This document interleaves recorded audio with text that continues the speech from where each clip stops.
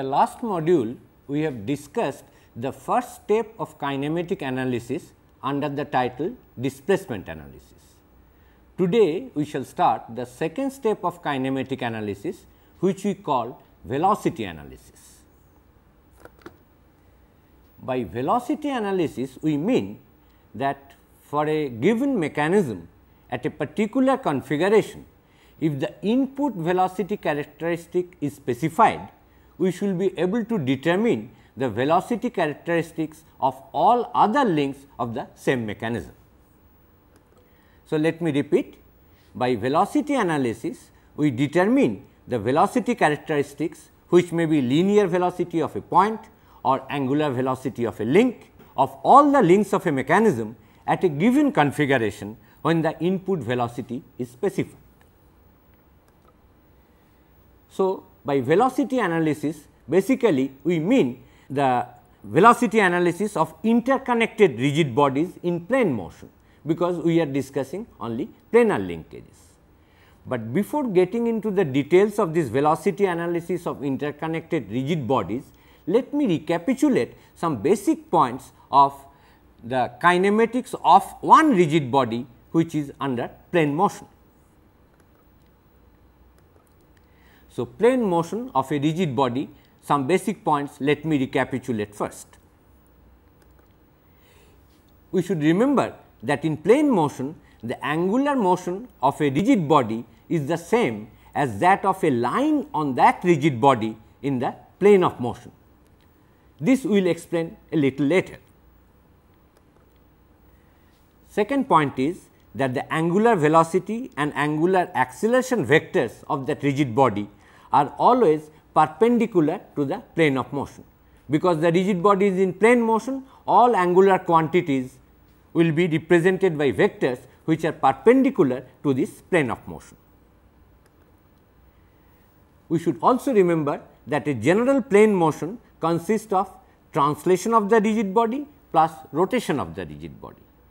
In a mechanism, a particular link may be undergoing pure rotary motion, another link may be undergoing pure translatory motion, but there may be some links which undergo both translation and rotation simultaneously. What we mean by translation is that if a body is under pure translation, then all points on that body have identical motion. The difference between the motion of two points on a rigid body is entirely due to its rotation. So, translation means identical motion of all points, and if there is rotation, then there will be difference in the motion between various points of the same rigid body. Let me now explain these points with reference to this figure. Here we have a rigid body in plane motion, and the plane of motion is the plane of the screen. Let at a time instant t, the rigid body is in this configuration 1. After a small interval of time, say delta t, that is at time t plus delta t, the rigid body comes to this configuration which is given by 2. So, during time delta t, the rigid body moves from configuration 1 to configuration 2. And we consider 2 points on the rigid body, namely B and C. We say B 1, C 1 are the locations of B and C at configuration 1, and B 2 and C 2 are the locations of the same points B and C in configuration 2. Now, this is a general plane motion of this rigid body. As I said, the plane of motion is the plane of the screen, let us say x and y.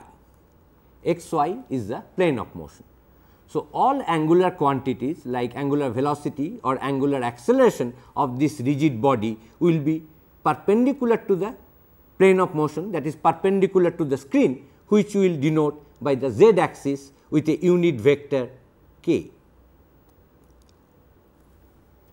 As I said earlier, for this plane motion, the angular motion of the rigid body will be same as the angular motion of a line on this rigid body, for example, the line B 1 C 1. So, what we see that the line B 1 C 1 has come to the position B2 C2. So, the line B1 C1 has moved and also rotated and occupied the position B2 C2. So, if I draw B2 C1 prime which is parallel to B1 C1, and then we can see the rotation of this line B1 C1 during this time delta t is given by delta theta. So, let us consider this general plane motion of this rigid body during the time interval delta t when it moves from configuration 1 to configuration 2. This can be decomposed under two headings, namely a translation which takes from configuration 1 to configuration 1 prime, when all the points move by the identical amount and in identical direction. That means, B1 goes to B2, C1 goes to C1 prime by the same amount.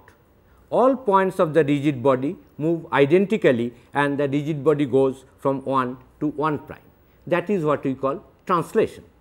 Then from 1 prime to 2, the point B2 does not move, it undergoes rotation by an amount delta theta.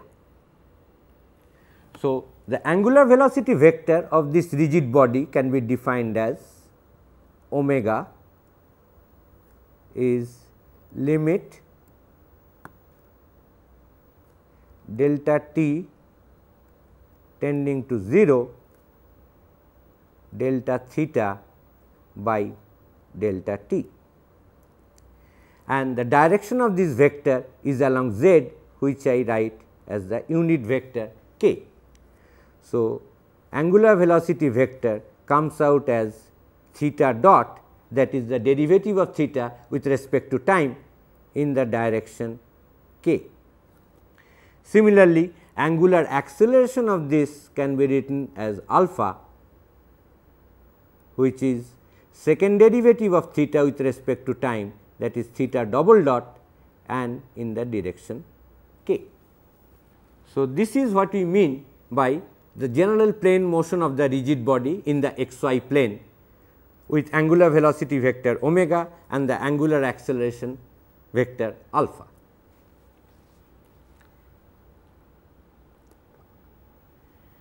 Now, as we see, during the translation there is no difference between the motion of various points of the rigid body like B and C, they underwent identical motion. The difference in motion between C and B is entirely due to rotation, that is due to this angular velocity vector omega. Positive k means counterclockwise direction. Now, the difference of velocity between the points C and B, let me write it as difference of velocity of the point C minus velocity of the point B. This is the difference of velocity. We use a symbol V C B. As we have noticed, this is entirely due to the rotation of the rigid body. That means, the point C with respect to B moves in a circle and the angular velocity of the line B C is omega. So, from our basic knowledge of dynamics or kinematics of rigid body, we know that for this circular motion, this difference of velocity is given by omega cross the vector B C. So, this is one very basic result which we will be using very frequently in our subsequent velocity analysis, that if we consider two different points B and C on the same rigid body whose angular velocity is omega, then the difference of the velocities V C minus V B is given by omega cross B C. Now, we consider the difference of acceleration between these two points, namely C and B. As we have already noticed, with respect to B, the C is going in a circle and the angular velocity, because the distance B C never changes. So, C goes on a circle with B as center, and the angular velocity of the line B C is omega and the angular acceleration of the line B C is alpha, which are nothing but the angular velocity and angular acceleration of the rigid body. So, now we can write the difference of acceleration between these 2 points, namely A c minus A b, that as usual before I use the symbol A c b. This is the difference between the acceleration of the 2 points, namely C and B, on the same rigid body. That is given by, there is a centripetal acceleration due to the circular motion, which is given by omega cross B c, and there is a tangential component which I along the vector T 1, that is given by alpha cross B c. Because omega vector is along the k direction and the B c vector is in the x y plane, it can be easily shown that this will always turn out to be, the first term will be omega square C b, that is towards B from C, that is the vector C b, and the magnitude will be omega square into B c, and the tangential component will be alpha cross B c. That means, it will be perpendicular to the vector B c in the sense of alpha. If alpha is counterclockwise, then it will be in this direction. If alpha is clockwise, then it will be in the opposite direction. So, we get the relationship between the difference of 2 points of the velocity like B and C given by omega cross B c. At this stage, we should note that if we know the velocity of any point, say namely V b,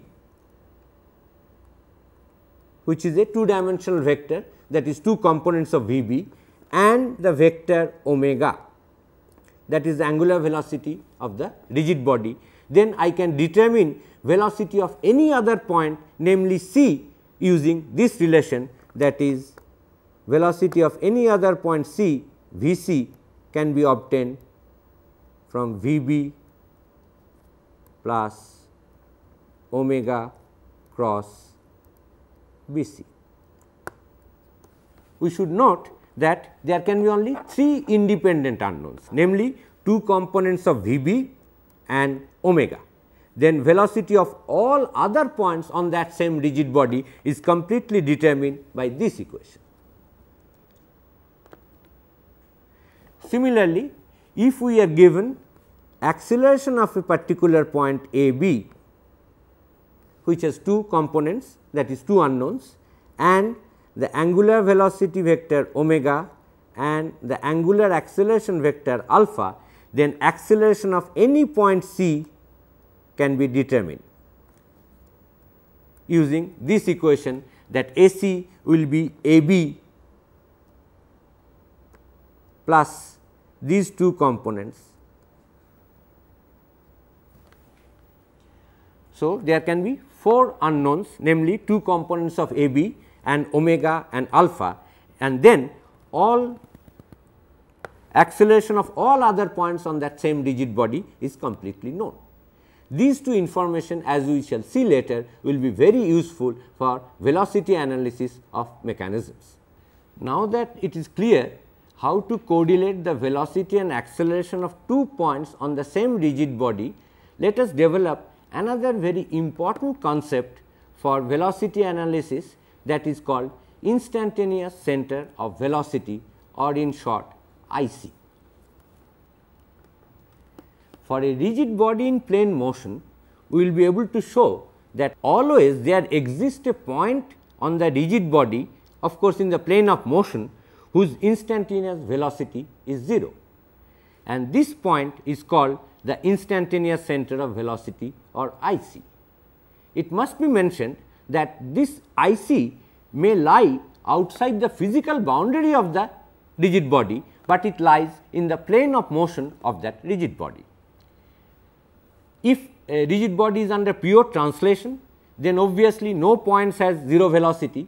In that case, we say that the IC lies at infinity in the direction perpendicular to the direction of translation. Just like a prismatic pair we considered as a revolute pair in a direction perpendicular to the direction of sliding. Let me now show that there does exist such a point that which we call the instantaneous center of velocity. To prove the existence of instantaneous center of velocity for a rigid body under plane motion, let us consider this figure. We consider 2 points, namely A and B, whose velocities are given by V b and V a. We have already seen that if V a is given and omega is given, then V b is completely determined. That means, both V b and V a having 4 components cannot be independent. Now, let me draw perpendicular to these velocity vectors. At B, I draw the line B I, which is at 90 degree to V b, and at A, I draw a line A I, which is at 90 degree to the velocity vector V a. These two perpendicular lines drawn at A and B meet at I. We will show that the velocity of this point I of the rigid body at this configuration must be 0, and that is what is called the instantaneous center of velocity for this configuration. To show that V I is 0, let us consider the component of the velocity V a in the direction of A b, that will be V a cos theta.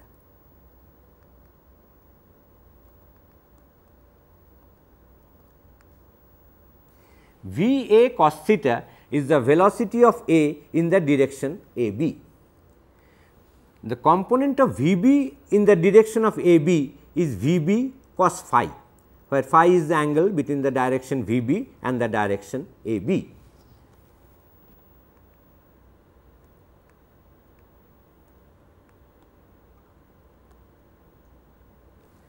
Now, the distance A b never changes, that means, these two velocity components must be same.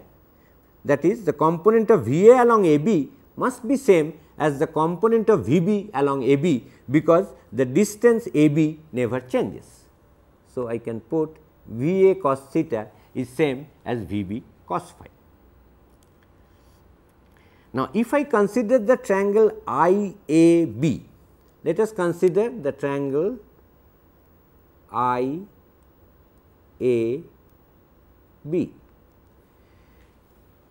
Because I A is perpendicular to V a and I B is perpendicular to V b, we can easily see that this angle is pi by 2 minus phi, and this angle, that is between I A and A B, is pi by 2 minus theta. So, considering this triangle I A B, if we use the sine law, I can write I A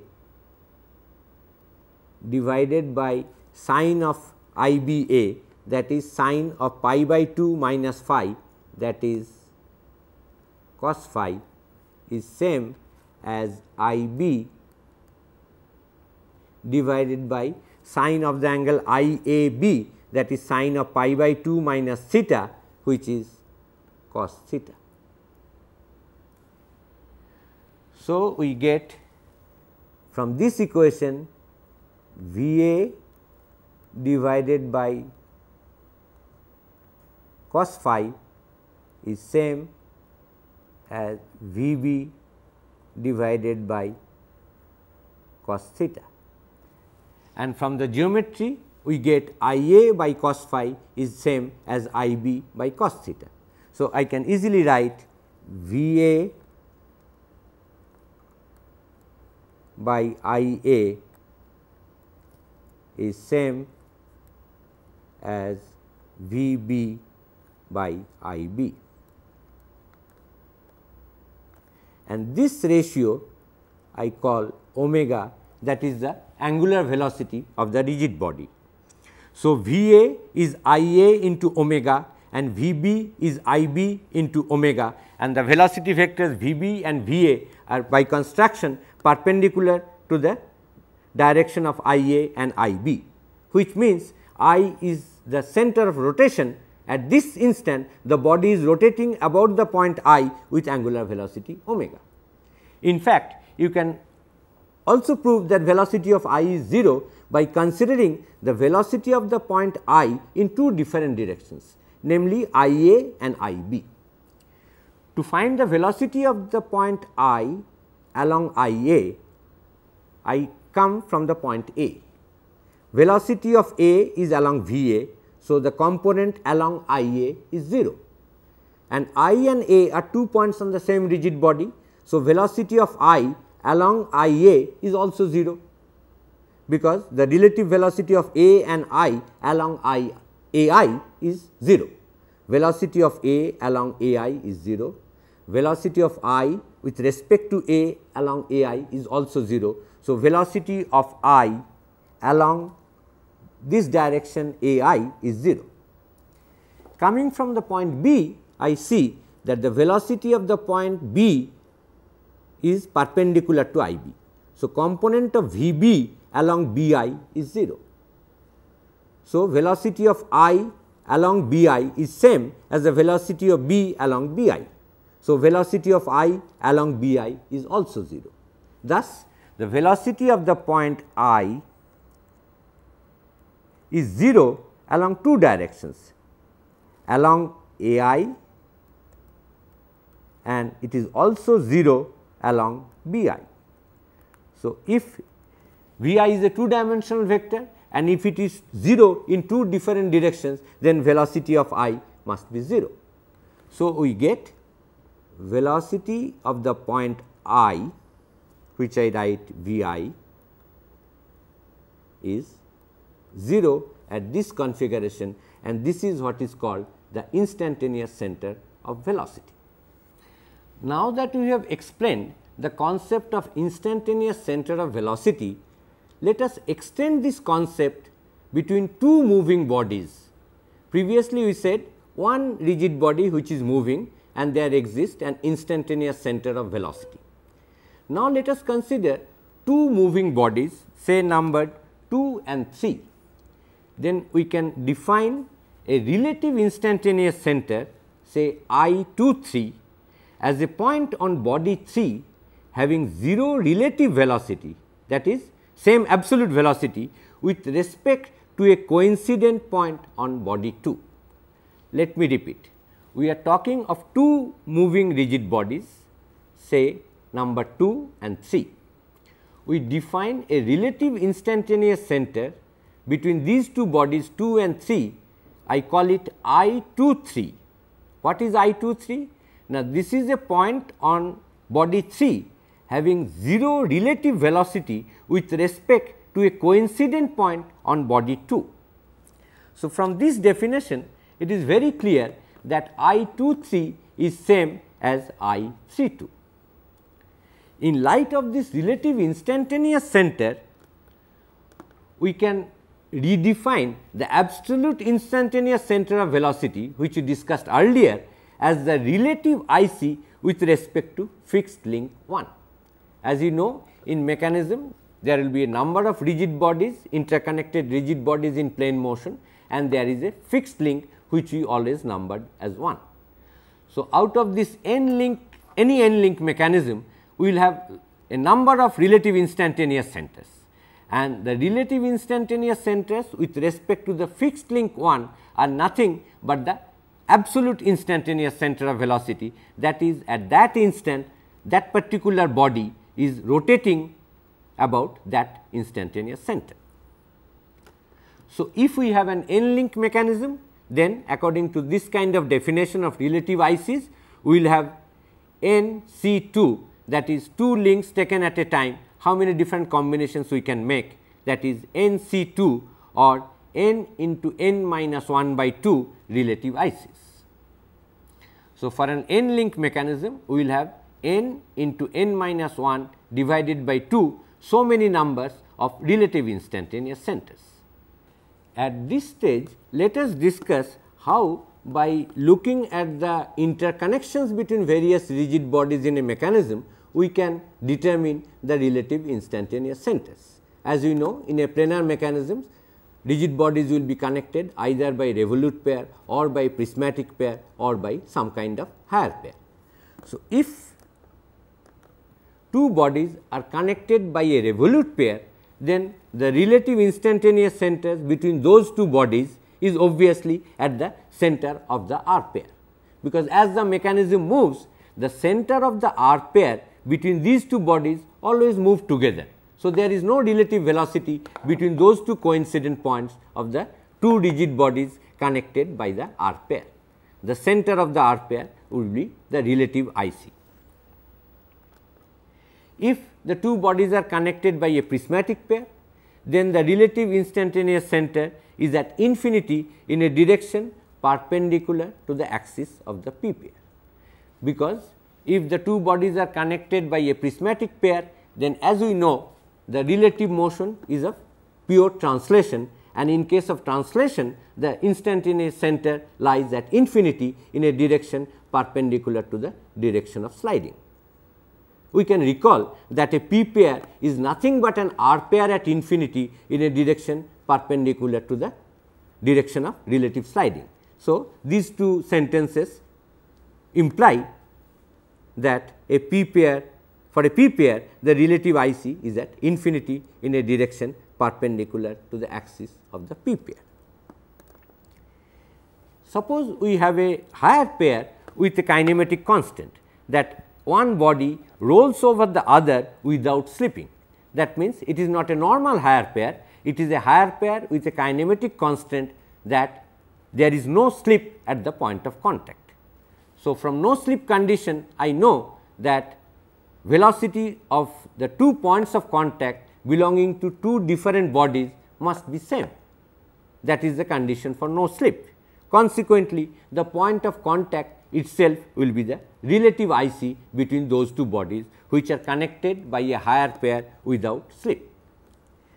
But for a general higher pair, where slipping is allowed, that means one body simultaneously rolls and slides over the other, when it constitutes a general higher pair, then the relative IC lies somewhere on the common normal at the point of contact. We cannot determine it exactly where on this line common normal it will lie, that requires some other information, but we know that it must lie on the common normal at the point of contact. At this stage, let me say that there is a very important theorem called Aronhold-Kennedy theorem of 3 centers, which will be very useful to determine all the relative ICs of a mechanism along with the information that we have just now discussed. That is, at the R pair, the relative IC is at the center of the R pair. At a p pair, the relative IC is at infinity in a direction perpendicular to the direction of relative sliding. If it is a higher pair without any slip, then it is at the point of contact, and if it is a general higher pair with slip, then it is somewhere along the common normal at the point of contact. With these information plus the application of Aronhold-Kennedy theorem, we should be able to determine all the relative ICs of planar mechanisms having up to 6 links, which is sufficient for our purpose. So, next let me state and prove the Aronhold-Kennedy theorem. So, Aronhold-Kennedy theorem of 3 centers is the following. If 3 rigid bodies are in relative motion, we are talking now 3 rigid bodies which are in relative motion, but they may not be interconnected. But with 3 bodies we have 3 relative ICs, because 3 C2, that is 3 into 3 minus 1 divided by 2 gives you 3. So, 3 rigid bodies in relative motion, there are 3 relative ICs. The Aronhold-Kennedy theorem says that these 3 relative ICs must lie on a line, that is, the 3 relative ICs are collinear. We shall prove the Aronhold-Kennedy theorem by contradiction. That means, we will assume them to be non-collinear and show that that is impossible. which means they have to be collinear. To prove Aronhold-Kennedy theorem, let us consider 3 rigid bodies, namely 1, 2 and 3, which are in relative planar motion. Because we are considering relative motion, we do not lose any generality if I assume one of the bodies to be fixed. So, let me assume that body 1 is fixed as indicated by these hatched lines. So, to consider the relative planar motion between 3 rigid bodies, namely 1, 2 and 3, I consider the body 1 to be fixed. And let us say that I 1 2 is the relative instantaneous center for body number 1 and 2. Similarly, I 1 3 is the relative instantaneous center between body number 1 and 3. That means, at this instant body 2 is under pure rotation about the point I 1 2 with respect to body 1. Similarly, body 3 is under pure rotation about the point I 1 3 with respect to body 1. Now, let us say that Aronhold-Kennedy theorem is wrong. That means, the instantaneous center I 2 3 need not lie on the line joining I 1 2 and I 1 3, and let us assume it is at this location I 2 3 prime. Now, if I 2 3 prime is the relative instantaneous centers between body number 2 and 3, then it must have the same velocity whether I consider it to be a point on body 2 or I consider it to be a point on body 3. That is the definition of relative IC I 2 3. If I consider it to be a point on body 2, it must have the same velocity if I consider it to be a point on body 3. That is the definition of I 2 3. But suppose it lies here, then this vector velocity I 2 3, if I consider it to be a point on body 2, must be in this direction, that is perpendicular to the line joining I 1 2 and I 2 3. This is the line I 1 2 I 2 3, then velocity of this point as a point on body 2, which is rotating about this point, must be in this direction perpendicular to this line. But if I consider this point to be a point on body 3, which is rotating at this instant about I 1 3, then the velocity must be perpendicular to this line joining I 1 3 and I 2 3, that is in this direction. And these two directions are different. So, this equation can never hold good. This equation can never hold good because these two vectors V I 2 3 as a point on body 3 and V I 2 3 as a point on body 2 are in different directions. So, we immediately get a contradiction. These two vectors can have same direction only if I 2 3 lies somewhere on this line, say here or there or there or there.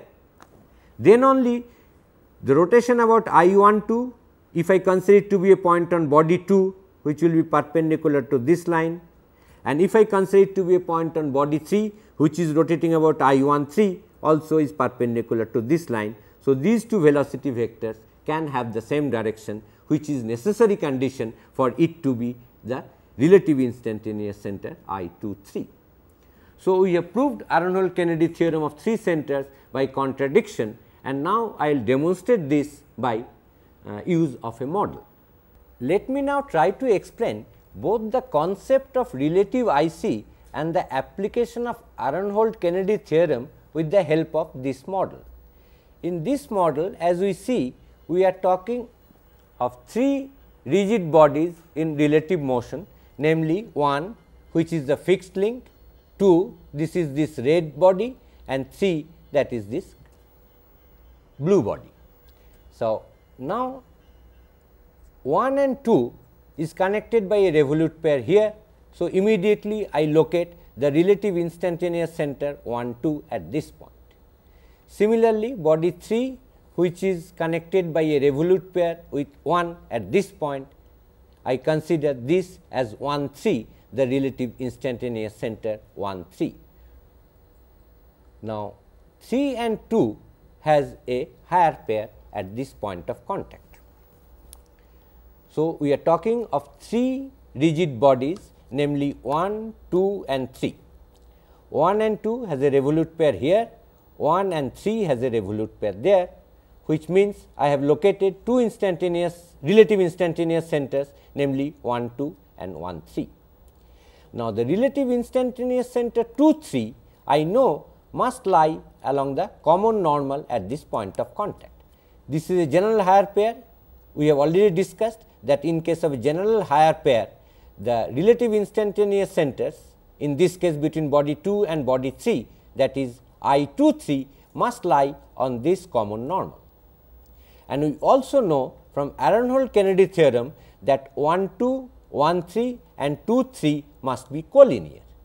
That is how we determine the location of 2 3 at the intersection of this common normal and this line joining 1 2 and 1 3. 1 2, 1 3 and 2 3 must be collinear and 2 3 must lie on this common normal, that determines this location 2 3. So, this is the relative instantaneous center 2 3 between two moving bodies 2 and 3. By definition, at this instant, if I consider this point to be a point on body 2, that is this red link, or a point on body 3, that is this blue link, they have the same velocity.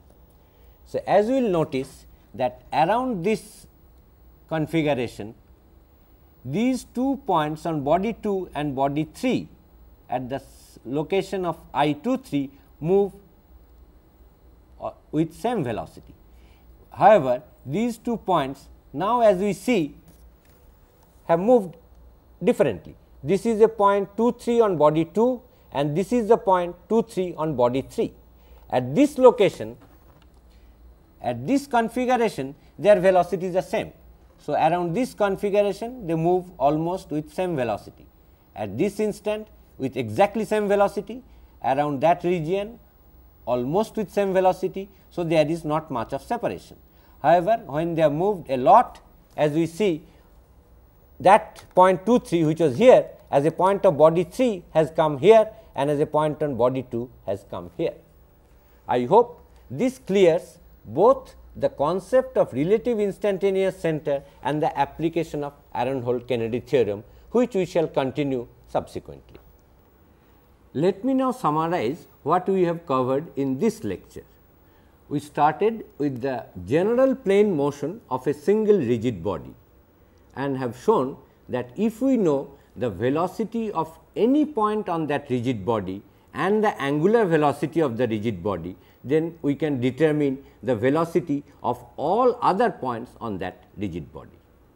Then we have shown that if we know the acceleration of a point on that rigid body and the angular velocity and angular acceleration of the rigid body, then acceleration of all other points on that rigid body can be determined. Next, we showed the existence of the so called instantaneous center of velocity. That means, for a rigid body in plane motion, there exists a point about which at that instant the body can be considered to be under pure rotation. Then we extended the concept of instantaneous center to relative motion of between two moving bodies. Then we define relative instantaneous center exactly the same way. Finally, we have stated and proved the Aronhold-Kennedy theorem of 3 centers, and finally, we have shown the concept of relative instantaneous center and the application of Aronhold-Kennedy theorem for determining all the relative ICs of a particular mechanism. In our next lecture, we will continue with the application of these instantaneous centers, their determination and their use for continuing the velocity analysis of planar mechanism.